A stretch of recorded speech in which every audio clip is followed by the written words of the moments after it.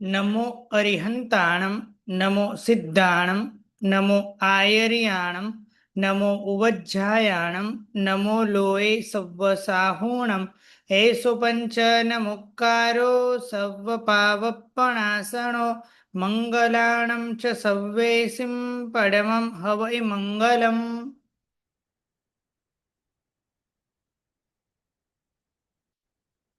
श्रुत ज्ञान નું ચૈત્યવંદન।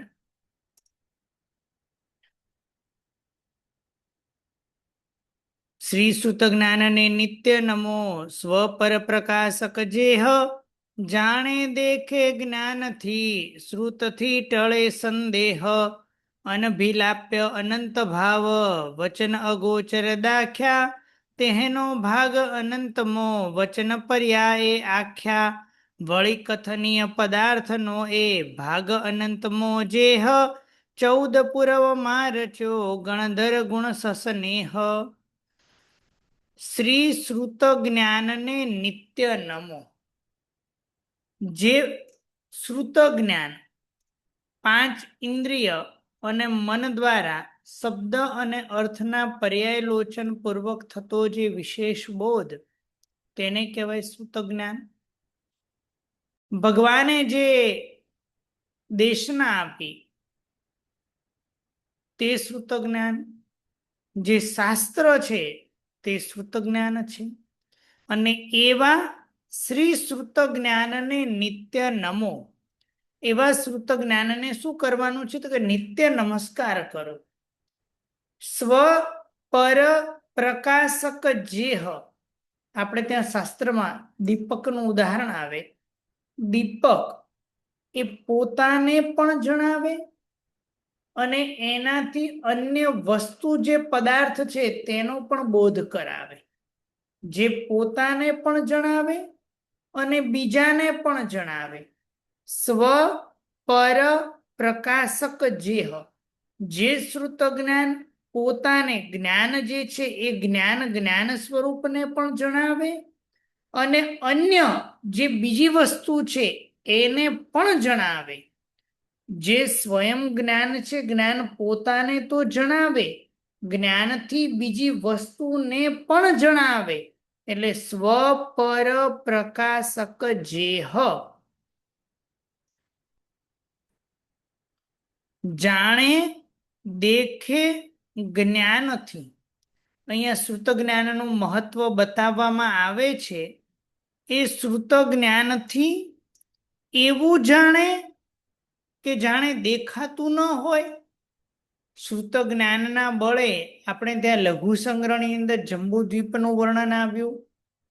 જંબુદ્વીપની અંદર આવેલા ક્ષેત્ર, એની અંદર આવેલા પર્વતો, એની અંદર આવેલી નદીઓ અને બધાનું વર્ણન એવું જાણે કે જાણે સ્વયં દેખાતું ન હોય અને એવું જાણે કે શ્રુત જ્ઞાન દ્વારા ટળે સંદેહ, પોતાના મનમાં જે શંકા હોય એ શંકા દૂર થાય।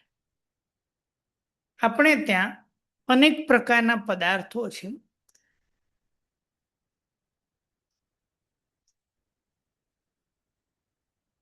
આપણે ત્યાં પદાર્થોનું વર્ણન આવે।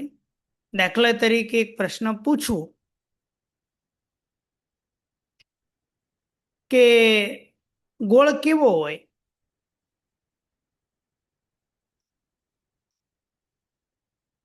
ગોળનો સ્વાદ કેવો?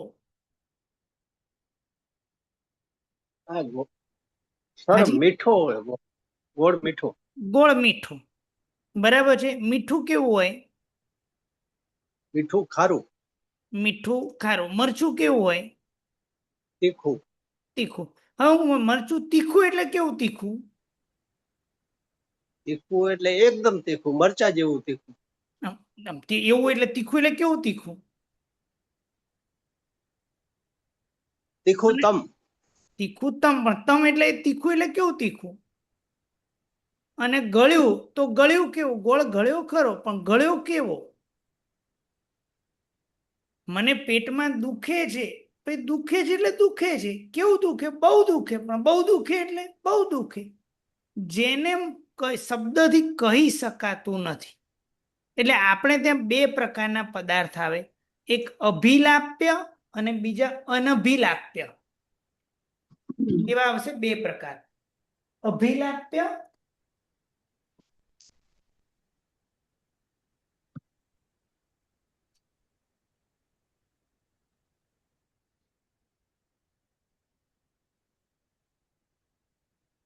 જે કહી શકાય એવા હોય, જેને આપણે કહી શકીએ તેવા પદાર્થને અભિલાપ્ય. આ શું છે? પેન કહી શકાય, પણ પેટમાં દુખે છે ભાઈ, દુખે છે, કેવું દુખે છે એને આપણે કહી શકતા નથી, એવા પદાર્થને અનભિલાપ્ય કહેવાય. અને આ પેન છે, આ ડસ્ટર છે, આ માઉસ છે, જેને કહી શકાય તેને કહેવાય અભિલાપ્ય ભાવો. બરાબર છે? એના આધારે આપણે આગળ વધીએ. અનભિલાપ્ય અનંત ભાવ, જગતમાં અનભિલાપ્ય જેને કહી ન શકાય એવા અનંતા ભાવો છે. અને એ અનંતા ભાવો કેવા છે? કહી શકાતા નથી, એટલા માટે લખ્યું વચન અગોચર દાખ્યા. જેને વચન એટલે વચન દ્વારા બોલી ન શકાય, કહી ન શકાય, એટલે વચન અગોચર દાખ્યા એટલે કીધેલા છે. એટલે જગતમાં અનભિલાપ્ય જે ભાવો હતા, બરાબર છે, એ કેટલા છે? તો કે અનંતા ભાવો છે અનભિલાપ્ય. હવે જે અનભિલાપ્ય પદાર્થો છે એનો અનંતમો ભાગ જ એવો છે. અનભિલાપ્ય પદાર્થો જેટલા જગતમાં છે એનો અનંતમો ભાગ કરો અને એની જે સંખ્યા આવે એટલા જ ભાગો એવા છે કે જે વચન દ્વારા કહી શકાય છે. એટલે અનભિલાપ્ય ભાવો અનંત ગુણા છે અને અભિલાપ્ય ભાવો એના કરતા ખૂબ થોડા છે. બરાબર છે? એટલા માટે લખ્યું ને અહીંયા આપણને જણાવ્યું કે અનભિલાપ્ય અનંત ભાવ જે વચનનો અગોચર, જે વચનનો વિષય જ નથી એવા દાખ્યા એટલે કીધેલા છે. તેનો ભાગ અનંતમો, તેનો અનંતમો ભાગ જ જે વચન પર્યાય આખ્યા, વચન પર્યાયથી કીધેલા છે. હવે જેટલા વચન દ્વારા બોલી શકાય એ બધા કઈ લખી શકાય નહીં. એટલા માટે કીધું કે વચન પર્યાય એટલે વળી કથનીય પદાર્થનો જે કહી શકાય એવા જે ભાવો છે એનો અનંતમો ભાગ 14 પૂર્વમાં રચેલો છે. જે કહી શકાય એવા પણ બધા કીધા નથી, એનો અનંતમો ભાગ 14 પૂર્વમાં રચેલા છે. અને 14 પૂર્વની રચના કોણે કરી? તો કે ગણધર ભગવંતે કરી. એ ગણધર ભગવંત કેવા છે? ગુણથી સસ્નેહ છે, ગુણરૂપી. એ કેવા છે? સ્નેહથી યુક્ત છે. સ્નેહ સહિતના, ગુણથી યુક્ત સ્નેહ સહિતના ગણધર ભગવંતે એટલે કે ગુણરૂપી જે સ્નેહવાળા છે એવા ગણધર ભગવંતે આ 14 પૂર્વમાં રચના કરેલી છે. 14 પૂર્વમાં રચ્યો માહો માહે પૂર્વ ધરા અક્ષર લાભે સરીખા 98 વડિયા ભાવથી તે શ્રુતમતીય વિશેષા. હવે 14 પૂર્વધર બધા શ્રુત જ્ઞાન અક્ષરથી, શ્રુત જ્ઞાન જે અક્ષર રૂપે જે શ્રુત જ્ઞાન છે એ બધું શ્રુત જ્ઞાન 2 14 પૂર્વધર હોય, 3 4 5 14 પૂર્વધર હોય, એ બધાનું જ્ઞાન સરખું. 14 પૂર્વધરનું બધાનું જ્ઞાન એક સરખું. અત્યારમાં હું આપને પ્રશ્ન પૂછું કે અત્યારમાં જેટલા પણ જિજ્ઞાસુઓ જોડાયેલા છે એ બધા જ જિજ્ઞાસુઓને હું કોઈને અલગ અલગ ભણાવું છું ખરો કે બધાને એક સરખું જ ભણાવું છું? તો બધાને એક સરખું, કોઈને અલગથી તો ભણાવતો નથી. તો એ બધાને એક સરખું શ્રુત જ્ઞાન જો હોય, બધાને એક સરખું શ્રુત જ્ઞાન જો હું ભણાવી રહ્યો હોઉં, તો બધાને ક્ષયક્ષમ તો જુદા જુદા પ્રકારનો છે. એકને વિશેષ પ્રકારે ખ્યાલમાં આવે, એકને ઓછા પ્રકારે ખ્યાલમાં આવે. આ બુદ્ધિનો ક્ષયક્ષમ, આ શ્રુત જ્ઞાનનો ક્ષયક્ષમ બધાનો જુદો જુદો થાય છે. એટલે શ્રુત જ્ઞાન જે છે એ શબ્દ રૂપે 14 પૂર્વધરને સરખું છે, પણ પોતાના એ ક્ષયોપશમના આધારે મતિ વિશેષના કારણે શ્રુત જ્ઞાનમાં ભેદ પડે એટલે તેને કહેવાય છઠ્ઠાણ વડિયા. તેને શું કહેવાય? છઠ્ઠાણ વડિયા. તેને કહેવાય સટ સ્થાન પતિત. એને શું કહેવાય? સટ સ્થાન પતિત. હવે એની આપણે વ્યાખ્યાને સમજીએ.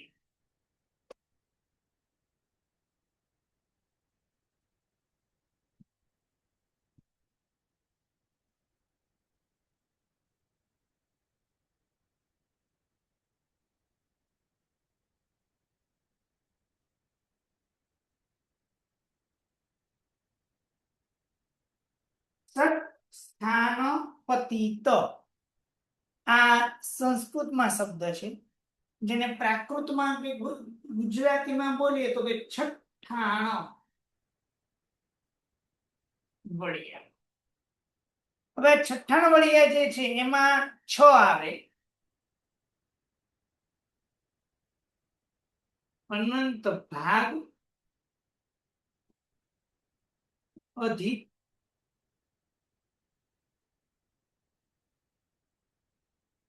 અસંખ્યાત ભાગ, અધિક,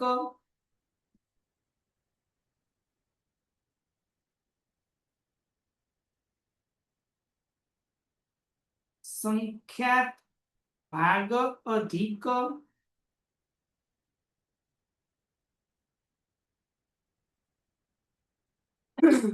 સંખ્યાત ગુણ, અધિક,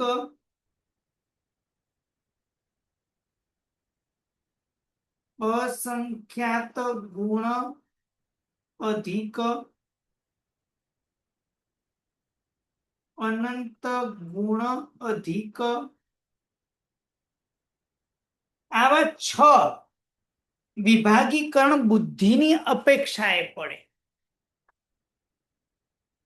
એટલે એક 14 પૂર્વધર કરતા બીજા 14 પૂર્વધરનું જ્ઞાન એ અનંત ભાગ અધિક હોય. લખેલાની અપેક્ષાએ સરખું જ, એમાં કોઈ જ ભેદ ના હોય, પણ એમના ક્ષવક્ષમ જે બુદ્ધિનો આપણે એમ કે એકબીજાને સમજાવી શકાય. અત્યારે હું બધાને એક સરખું ભણાવું, પણ બધાને ક્ષવક્ષમ જુદા જુદા પ્રકાર. એટલે અનંત ભાગ અધિક. કોઈ વ્યક્તિ શ્રુત જ્ઞાન જે 14 પૂર્વધર કરતા એને અસંખ્યાત ભાગ અધિક શ્રુત જ્ઞાન હોય, કોઈની પાસે સંખ્યાત ભાગ અધિક શ્રુત જ્ઞાન હોય, કોઈની પાસે સંખ્યાત ગુણ હોય, અસંખ્યાત ગુણ અધિક હોય અને અનંત ગુણ અધિક હોય. આવા શ્રુત જ્ઞાનના ભેદો પડે છે. છઠ્ઠાણ વડિયા એટલે એમને અહીંયા લખ્યું માહો માહે પૂરવ ધરા અક્ષર લાભે સરીખા. જેમને અક્ષર શ્રુત જ્ઞાન પ્રાપ્ત થયું છે બધાને એક સરખું છે. છઠ્ઠાણ વડિયા ભાવથી, આ છઠ્ઠાણ વડિયા આપણે જે બતાવ્યા એ છઠ્ઠાણ વડિયા ભાવથી તે શ્રુત એ મતીય વિશેષ એટલે બુદ્ધિના વિશેષથી શ્રુત જ્ઞાનના છઠ્ઠાણ વડિયા થાય છે. તેહી જ માટે અનંત મેં ભાગની બધા વાચા સમકિત શ્રુતના જાણીએ સર્વ પદાર્થ સાચા. તે માટે અનંત મેં ભાગ, તે માટે અનંતમો ભાગ ની બધા વાચા એટલે એ માટે, કારણ કે બધા લખી શકાતા નથી, એ માટે જ અનંતમાં ભાગે વાચા નિબદ્ધા, તે માટે જ અનંતમાં ભાગે વાણીથી બંધાયેલું છે. અને આ જેટલું પણ છે તે બધું સમકિત શ્રુતના જાણીએ સર્વ પદાર્થ સાચા. સમકિત શ્રુત જ્ઞાનના જાણીએ કે સર્વ પદાર્થ સાચા. જે આપણી પાસે સમકિતથી યુક્ત જે શ્રુત જ્ઞાની છે, સમકિતથી યુક્ત જે શ્રુત જ્ઞાન છે એ દ્વારા જાણીએ શું સર્વ પદાર્થ સાચા. જે સમકિતથી યુક્ત શ્રુત જ્ઞાની હોય એ જેટલો પદાર્થ જાણે એ બધો સાચો જાણે. કારણ એ પ્રભુના વચનને જ આગળ કરવાનું છે. એટલે બધા પદાર્થો એ પોતે સાચા જાણે છે. દ્રવ્ય ગુણ પર્યાય કરી જાણે એક પ્રદેશ, જાણે તે સવી વસ્તુને નંદી સૂત્ર ઉપદેશ. આપણે ત્યાં 3 શબ્દ આવ્યા: દ્રવ્ય, ગુણ અને પર્યાય.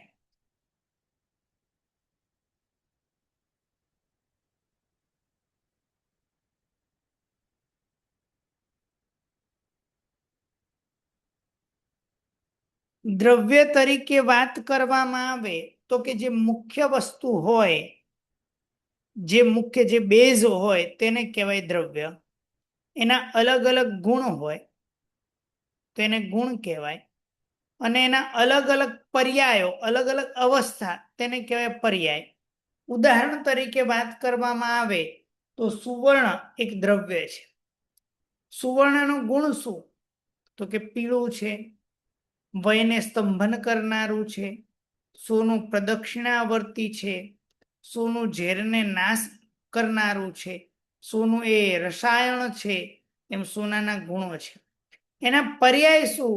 તો કે કોઈક સોનું જે છે, કોઈ સોનું જે છે એ કયા સ્વરૂપે છે? તો કોઈ સોનું જે છે એ હાર સ્વરૂપે છે, કુંડલ સ્વરૂપે છે, એ વીંટી સ્વરૂપે છે, એ નથડી સ્વરૂપે છે. એમ અલગ અલગ એના પર્યાયો છે. તો એના પર્યાય છે. એટલે દ્રવ્ય, ગુણ અને પર્યાય 3 પ્રકારના શબ્દો વાપર્યા. કયા? દ્રવ્ય, ગુણ અને પર્યાય. એટલે કે દ્રવ્ય, ગુણ અને પર્યાય. આ સુવર્ણનું કીધું. ચલો, હવે મને કોઈ વ્યક્તિ એવું બોલશે કે જે કોઈ એક દ્રવ્ય ઉપર દ્રવ્ય, ગુણ અને પર્યાયથી સમજાવી શકે?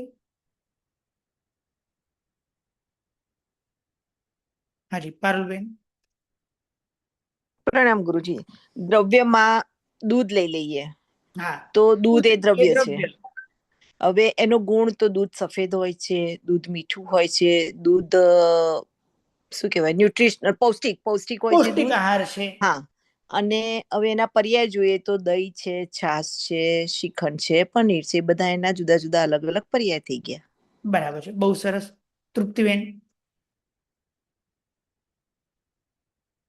સર, આપણે કપડામાં એને રહી શકે કે કપડાનું મૂળ સ્વરૂપ કપાસ છે, કપાસમાંથી રૂમાંથી એ અલગ અલગ કપડા બને, તે અલગ અલગ એની પર્યાય થઈ. એટલે પણ કપાસ એ દ્રવ્ય છે. દ્રવ્ય, એનો હા, ગુણ શું? તો કે કપાસ સફેદ છે. એનો સફેદ ગુણ તો કે ભાઈ શરીરને ઢાંકનારું છે, એ એનો ગુણ હા, છે. એનો પર્યાય શું? તો કે તો એના અલગ અલગ પર્યાય કપડા અલગ બને છે. અલગ કપડા, કોઈનો શર્ટ બન્યો હોય, કોઈનો લેંઘો બન્યો, કોઈનો કઈ પેન્ટ બન્યો, અલગ અલગ. એ એના શું છે? તો કે પર્યાયો છે. સરસ. તો કે દ્રવ્ય, ગુણ અને પર્યાય.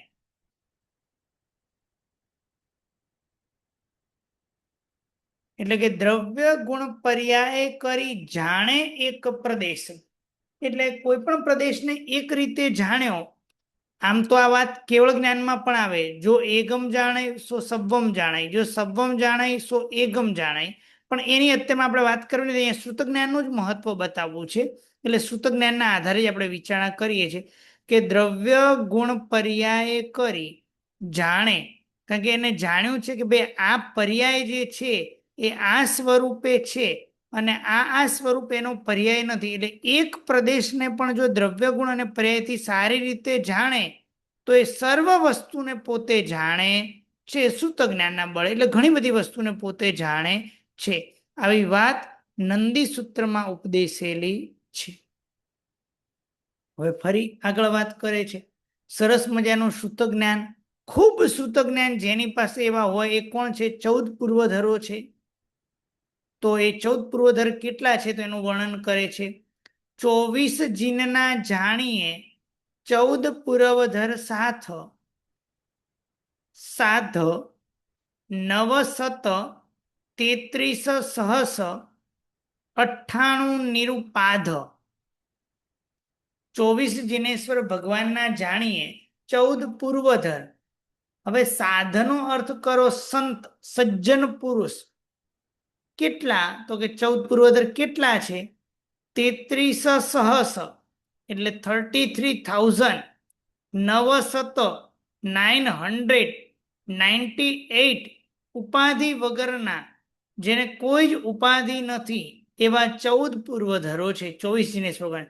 કારણ કે દરેક તીર્થંકર ભગવાનના ગણધર ભગવંતોની આપણે 14 પૂર્વધરની સંખ્યા જુદી જુદી બતાવેલી છે.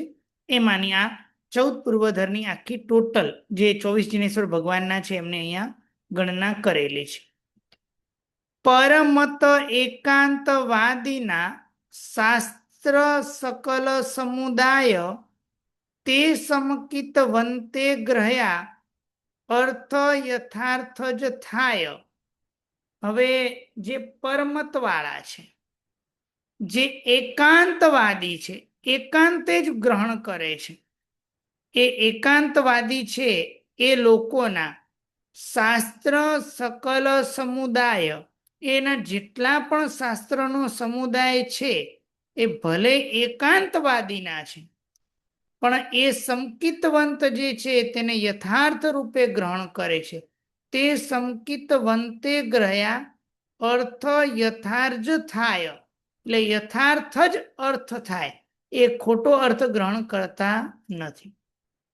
કારણ સમકિતવંત પ્રાણી હોય એની બુદ્ધિ સમકિતથી ઘડાઈ ગયેલી છે. એટલે જે પણ વાતને જાણશે, જે વિચારશે એ યોગ્ય રીતે જાણશે, યોગ્ય રીતે વિચારશે અને પછી જ બોલશે. એકાંતે ગ્રહણ નહીં કરે, એ સ્યાદવાદથી ગ્રહણ કરશે, સ્યાદવાદની બુદ્ધિ ત્યાં લગાડશે, એટલે એ બરાબર એ પોતે જાણશે.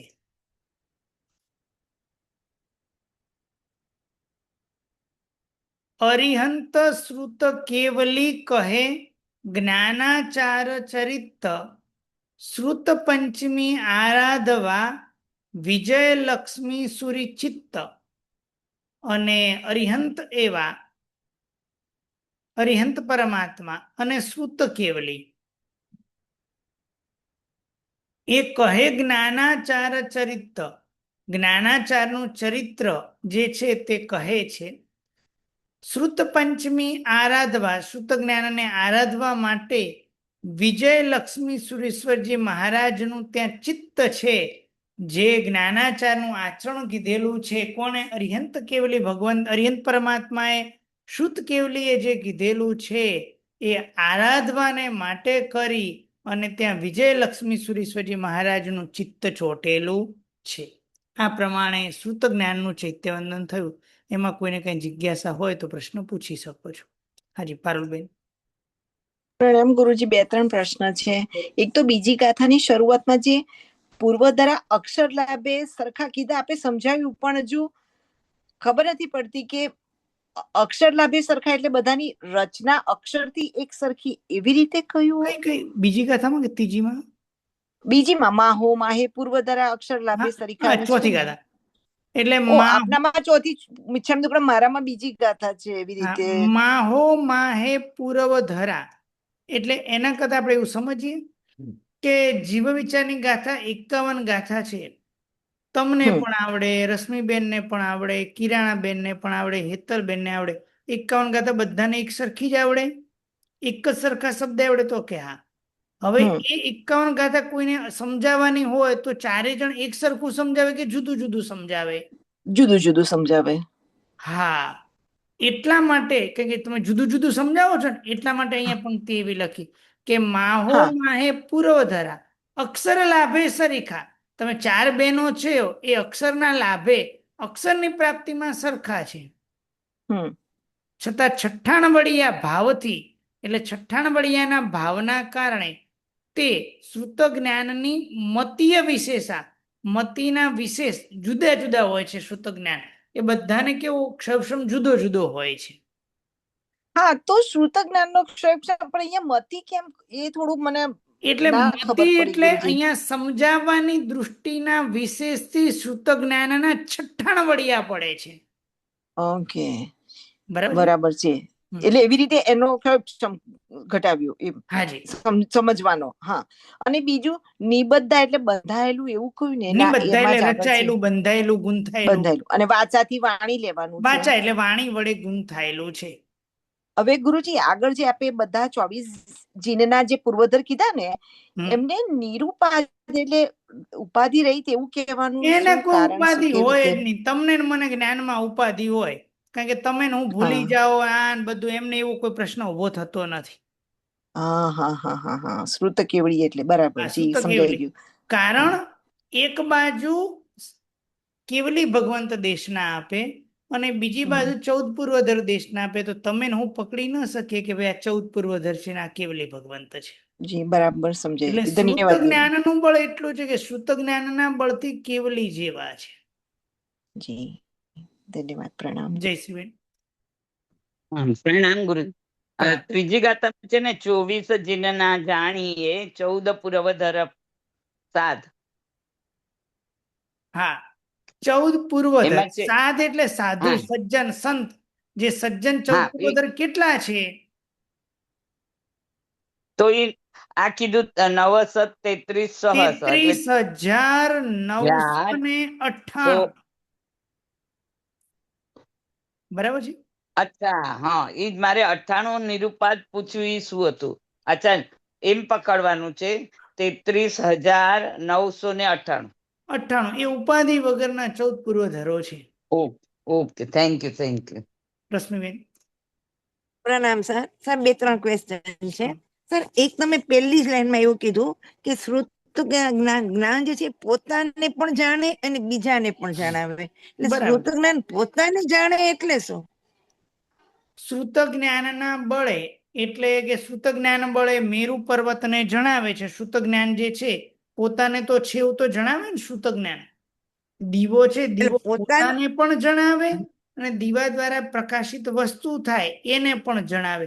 શ્રુત જ્ઞાન પોતે છે પોતાને પણ જણાવે, એનાથી બીજા પદાર્થો પણ જણાય. એટલે એ રીતે પકડવાનું. એટલે પછી શ્રુત જ્ઞાન જે છે પોતે કેવી રીતે જાણે? હવે તો પોતે જ્ઞાન છે એ જાણે તો ને કોઈ, સ્વ પર પ્રકાશક પોતાને પણ જણાવે.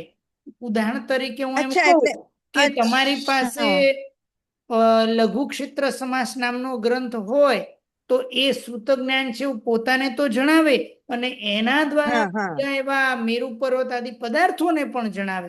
એટલે પોતાને પણ જણાવે અને પર એવા મેરુ પર્વત વગેરેને પણ જણાવે. જણાવે. ઓકે, સર હવે બીજું તમે અનભિલાપ્ય અને અભિલાપ્ય કીધું, તો જેમ કે એમાં તમે ગોળનું ને એનું એક્ઝામ્પલ આપ્યું, તો હવે ગોળ મીઠો, તો એ ગોળ મીઠો એટલો તો એ અભિલાપ્ય કહેવાય ને. હવે એમ મીઠો પૂછું એ કે કેવો અભિલાપ્ય, મીઠો? કેવો મીઠો હા, એ અનભિલાપ્ય. એ અનભિલાપ્ય એટલે બસ એમાં ફેર પડે ને, એ ભેદ હા, પડે ને એની અંદર. એ સમજવાનું. હા. અને એક આ છઠ્ઠા વડિયાનો છે, આપણે કીધું ને છઠ્ઠા વડિયા એટલે આપણો જે સ્વયંભ્રમ હોય અને એને આપણે જે કોઈને સમજાવીએ હા. એમાં જે ભેદ પડે એ છઠ્ઠા વડિયા ને. હા, આમાં શું છે કે એક વ્યક્તિ પાસે જે જ્ઞાન છે, જે જ્ઞાનનો અક્ષર એ આના એક 14 પૂર્વધર કરતા બીજા 14 પૂર્વધરનું જ્ઞાન કેટલું છે? અનંત ભાગ અધિક છે. બીજા જે 14 પૂર્વધર એનું જ્ઞાન કેટલું છે? તો કે અસંખ્યાત ભાગ અધિક છે. ત્રીજા છે એનું જ્ઞાન કેટલું છે? તો કે સંખ્યાત ભાગ અધિક છે. ચોથા છે એનું કેટલું છે? કે સંખ્યાત ગુણ અધિક છે. પાંચમા છે એનું કેટલું છે? અસંખ્યાત ગુણ અધિક છે. કોઈ બીજા છઠ્ઠા છે એનું કેટલું છે? અનંત ગુણ અધિક છે. આવા 14 પૂર્વધરોની અંદર માહો માહે ભેદ હોઈ શકે. સર 14 પૂર્વધર તો એને કમ્પ્લીટ જ્ઞાન હોય શ્રુતનું, એને જ કહેવાય, એમાં બી ભેદ હોય. હા, એટલે જ મેં ઉદાહરણ આપ્યું ને, 4 બહેનોનું જીવ વિચારનું ગાથા રૂપે જ્ઞાન સરખું. હા, એમાં ગાથામાં કોઈ જ ફેર નથી, પણ એમના જે ક્ષવક્ષમના આધારે સમજાવવાની પદ્ધતિ બધાની જુદી જુદી.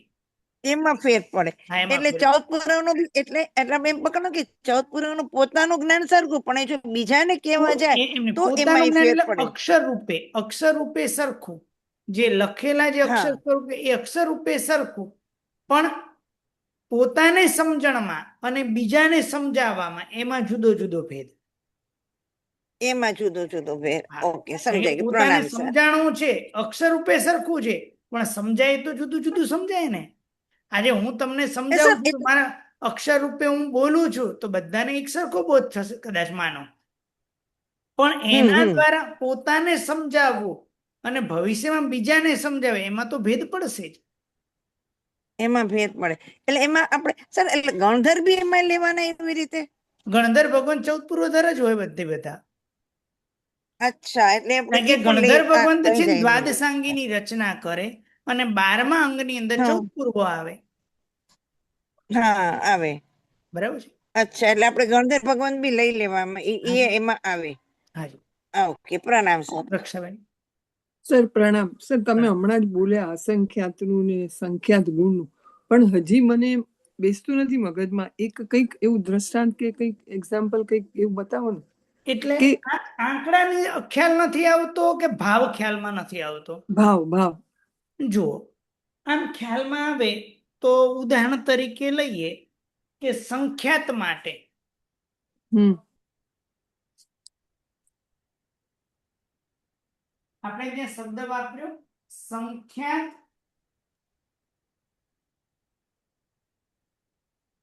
અસંખ્યાત અને અનંત, આનંદ. આવા 3 શબ્દ વાપર્યા.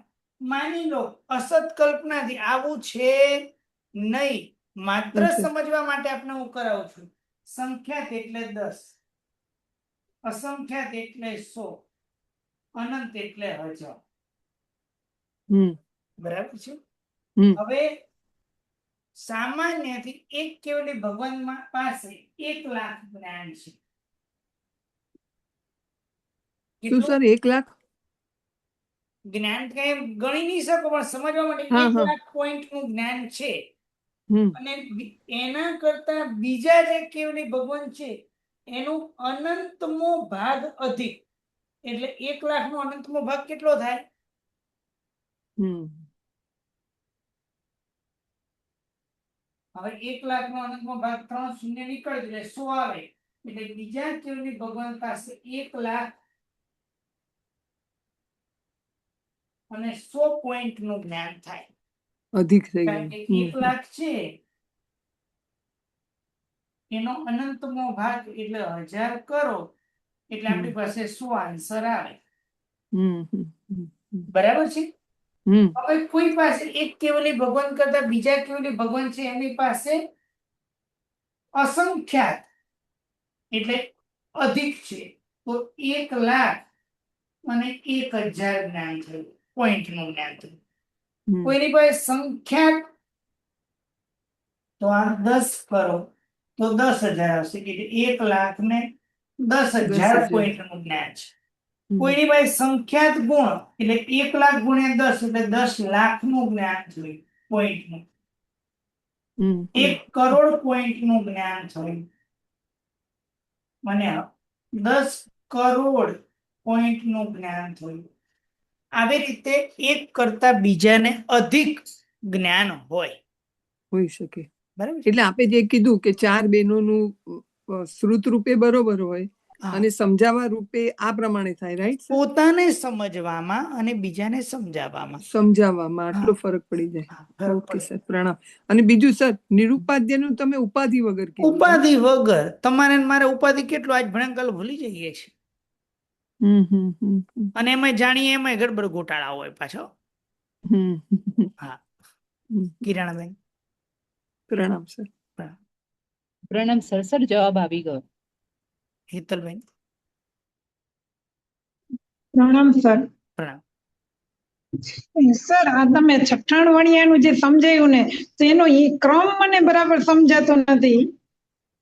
એટલે શું કયો ક્રમ નથી સમજાતો, ક્યાંથી ગોટાળો પડે છે?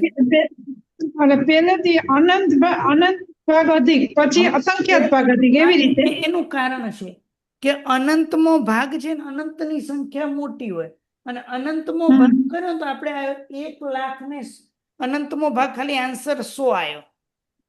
હા સંખ્યાતમો ભાગ એના કરતા મોટો હોય એટલે 1000 આવ્યો. હા સંખ્યાતમો ભાગ આવ્યો 10,000. હા કારણ કે સંખ્યાત જણને જ આપવાનું છે, ઓલું અસંખ્યાત જણને આપવાનું. અનંત જણને આપવાનું આવે તો એ સંખ્યા નાની નાની થતી જાય. પછી ગુણની વાત આવી તો સંખ્યાત એટલે આ 10 ગુણું હતું, આ 100 ગણું થયું, આ 1000 ગણું થયું, એટલે ક્રમ બરાબર જ લખાયેલો છે. એટલે પેલું આવે સંખ્યાત ભાગ, પછી અસંખ્યાત ભાગ. ભાગની ભાગમાં અનંત ભાગ આવે, અસંખ્યાત ભાગ આવે અને સંખ્યાત ભાગ આવે. ગુણમાં ચાલુ અચ્છા. સંખ્યાત ગુણ, અસંખ્યાત ગુણ અને અનંત ગુણ. અસંખ્યાત ગુણ પછી અહીંયા લખેલું જ છે અસંખ્યાત ગુણ અને અનંત ગુણ. તો ઓકે 5 થયા ને, તો 6 થયા, આ 1, આ 2, હા આ 3, હા આ 4, આ 5 અને આ 6. હા, બરાબર બરાબર. નિકિતાબેન. પ્રણામ. પરમહંસ એકાંતવાદીના શાસ્ત્ર સકલ સમુદાય એ આખી નીતિ સમજાવો ને છેલ્લેથી બીજા ગાથામાં. જે પરમત વાળા છે અને જે એકાંતવાદી છે એના જેટલા શાસ્ત્ર સકલ સમુદાય, એના શાસ્ત્રના સઘળો જે સમુદાય છે એ ભલે એની અંદર એકાંત જણાવેલો છે, પણ એ જ પદાર્થ જો સંકિતવંત જો જાણે તો યથાર્થ જ અર્થ થાય, ખોટો અર્થ થાય નહીં. એટલે એકાંતવાદીએ કોઈ ખોટો અર્થ કર્યો, એકાંતવાદીએ કોઈ એના ખોટો શાસ્ત્રમાં અર્થ ખોટો અર્થ કર્યો હોય પણ સંકિતવંત એને યથાર્થ રૂપે જ ગ્રહણ કરશે. અચ્છા, બરાબર. પ્રણામ. પ્રણામ. પારુલબેન. પ્રણામ ગુરુજી. આ જે ગણધર ભગવાનની આપે વાત કરી, તો આપણે એવું સાંભળીએ છીએ કે ગણધર ભગવાનની બધાની રચના જુદી જુદી હોય ગુરુજી. તો પછી એમાં આપણને અક્ષરથી સરખી કીધી છે, એટલે બધી ગાથાઓ એક સરખી હોય એમની એવી ના રીતે ના, એના લેવાનું કરતા કે એના અહીંયા જે છે ને મૂળ વાત પદાર્થ 14 પૂર્વધર ઉપર છે. દાખલા હા. તરીકે એક જ સુધર્મા સ્વામી પાસે 500 શ્રુતક 514 પૂર્વધર તૈયાર થયા હોય તો એમનું શ્રુત જ્ઞાન કેવું હોય? બધાનું અલગ અલગ હોય ને. હા, શ્રુત જ્ઞાન 98 અક્ષર રૂપે અક્ષર રૂપે સરખું હોય. હા હા, બુદ્ધિના આધારે જુદું જુદું હોઈ શકે. હા હા, બરાબર છે. બસ. હા. પણ આપણે એવું કહે છે ને કે પ્રભુના જેટલા ગણધર હતા એ એમની જે રચનાને આપણે એવું ભાવ કહીએ છીએ ને રૂપે કે સરખું, અક્ષર, એટલે એ ત્યાં 2 14 પૂર્વધર ભેગા નહીં કરવાના, સામાન્ય 14 હા પૂર્વધર કહેવાના. હા. તો પણ ગણધર ભગવાનની રચનામાં જયારે આપણે એવું હા, જાણીએ, ગણધર્વ શબ્દ રૂપે જુદું જુદું હોય, અર્થ રૂપે સરખું હોય. ઓ શબ્દ રૂપ અલગ અલગ હોય, ગાથાઓની રચના અલગ અલગ હા, હોય, અલગ અલગ પણ રચના છે કે 14 ત્યાં પૂર્વધર અર્થથી સમાન લેવાનું. અર્થથી સમાન. અને અહીંયા આપણે અક્ષર સરખા છે, અર્થથી એટલે જે ગ્રાહ્ય અર્થથી કરવી એનાથી પોતાને ભેદ ઘટાડવાનો પોતાને જે બોધ થાય અને પોતાના જેને માટે. સમજાય એમાં જુદા પણ હોય. હા જી જી, બહુ ક્લિયર કરી આપી. ધન્યવાદ ગુરુજી. પ્રણામ. પ્રવીણભાઈ. સર 14 પૂર્વધર સર્વવીરથી ધર જ હોય. એના વિના એક પૂર્વ પણ ભણી શકાય નહીં. બરાબર સર. અને જે ઉપસમ શ્રેણી જે ચડેલા હોય એ સર્વવીરથી ધર જ હોય કે બીજા પણ ઉપસમ શ્રેણી ચડી શકે?